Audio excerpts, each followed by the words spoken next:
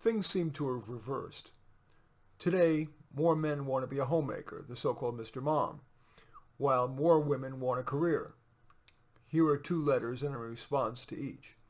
The first summarizes a session I had with a client this morning. The other is a composite of a number of my clients. And to protect my client's anonymity, I'm going to change irrelevant details here.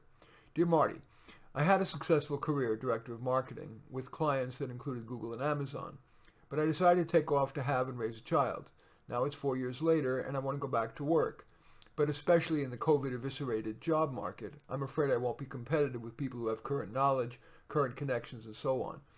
And if in interviews, when they ask what I've been doing for 4 years, and I say I've stayed home and raised my child, they'll wonder about my commitment to work. Plus, with a 3-year-old, will I, like many parents, including me, treat my child as priority one, and so do a worse job at work than a childless person or someone with older kids? Any advice?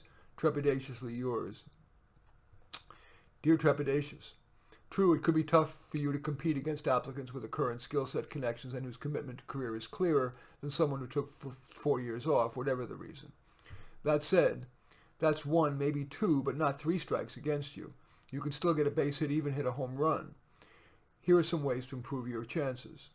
First, decide on the subset of marketing that you should focus on: social media, subscriptions, loyalty, big data analysis, or visual presentation of data, whatever.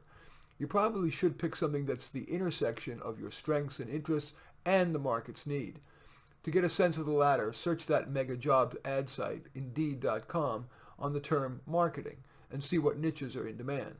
Then up your skill set, especially in that area of specialization. Read up on your field's current trends and best practices.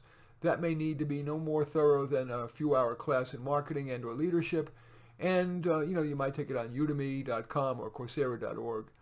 Write nuggets that you're learning, that you've learning in your self-study or courses in a Word file, and then convert all that into a 2 or 3 page, what I call white paper, titled, for example, 5 Key Trends in Social Media Marketing for 2021. That will both solidify your knowledge and provide evidence of currency to append to your resume when networking or applying for jobs. Next, reach out to your friends and especially to your previous colleagues. You're correct that absent a strong recommendation, most employers will choose someone with current experience over someone who's been unemployed for 4 years. Your network can thus be your most likely source of a possible job after being away from your career for quite a while. If it's true, reassure your network that you were a good employee, maybe citing your promotions and strong evaluations, and that you're motivated to go back to work, and show them your white paper. In interviews, try to shift the conversation from your past to the future. Having studied the job announcement and Googled the employer and listened to the interviewer's questions early in the interview and their comments, ask questions about the job, and in light of that, describe what you would do if hired. You can avoid sounding presumptuous by adding something like, of course, as much I don't know about the company and its needs, but this might give you a window into how I think. Plenty of people have taken time to raise kids and re-entered the workplace. If your ability and drive are good and you follow those suggestions, I'm betting that even amid the COVID economic crush, you'll land at least a launchpad job. Here's the second letter. Dear Marty, I've been a fundraiser for nonprofits for the last 14 years, and now, at age 46, I'm finding it harder and harder to muster up the needed enthusiasm for pitching yet another prospect. My wife makes enough that I can afford to stay home. I like my time with my son, and I don't mind domestic chores. In fact, I like them.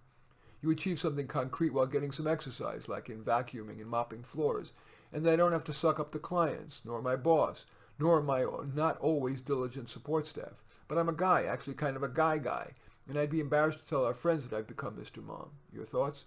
Dear guy, I think you should trust your intuition. If you try being Mr. Mom for a few months and don't like it, it's not a one-way street. If you're good at your job, you probably could get another one. Perhaps you might even ask your boss if you could have a few months sabbatical with the right to return to your job. To make that more persuasive, explain that you would work on a work-related learning project. For example, based on a course you take and some readings, you would develop a proposal for upgrading the nonprofit's fundraising machine. With regard to what to tell your friends, I would smile and wear it proudly. I'd guess that friends whose opinions are worth caring about and would respect that bold, unconventional decision. And I'd certainly respect you for trying it. In any event, I do thank you for watching. I'm Marty Nemko. I welcome your thumbs up and accept your thumbs down. I always like it if you write a comment, and especially like it if you hit the share button below. Share on your social media so that my efforts can have broader impact. And I am flattered if you choose to subscribe to my channel. In any event, I do thank you for watching. I am Marty Nemko.